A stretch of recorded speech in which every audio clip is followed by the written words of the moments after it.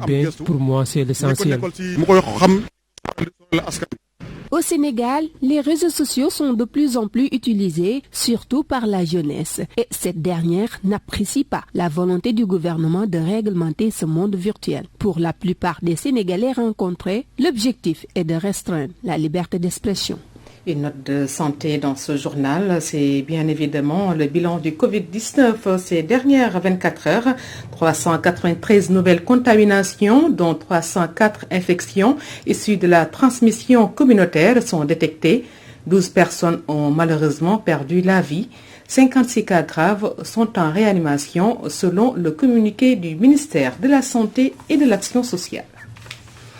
La restauration, un secteur à genoux à cause de la pandémie, paralysé par les restrictions, les restaurateurs déplorent leur demande sans suite d'autorisation de circuler pendant le couvre-feu pour livrer des commandes. N'est-ce pas, Adama Diallo? C'est la période des vaches maigres pour les restaurateurs. Beaucoup d'entre eux survivent grâce aux services de vente à emporter ou les livraisons à domicile, une activité stoppée par le couvre-feu. Bon, à la base, il faut noter d'abord au tout début que le couvre-feu, ce n'est pas une très bonne décision. Parce que déjà, le Sénégal fait partie des PMA, c'est-à-dire les 25 pays les moins avancés au monde.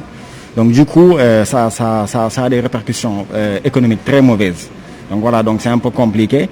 Parce que déjà, les ventes, donc on a une légère baisse des ventes et tout. Enfin, c'est un peu compliqué.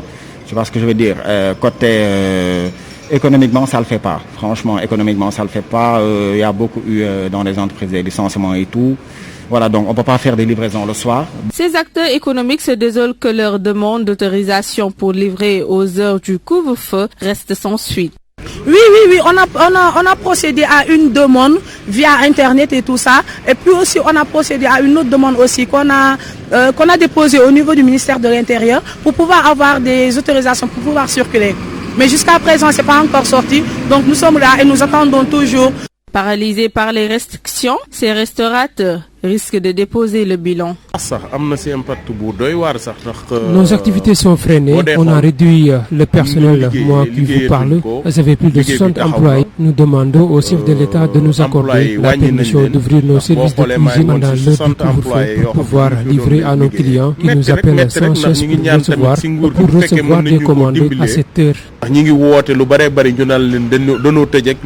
Après des mois de dysfonctionnement, les restaurateurs haussent le ton. Au bord du gouffre, ils demandent au chef de l'État de les appuyer en renforçant l'économie numérique. Mali, RDC et Birmanie, ce sont les pays visités par Mahmoud Diaby Gassama dans ce round-up.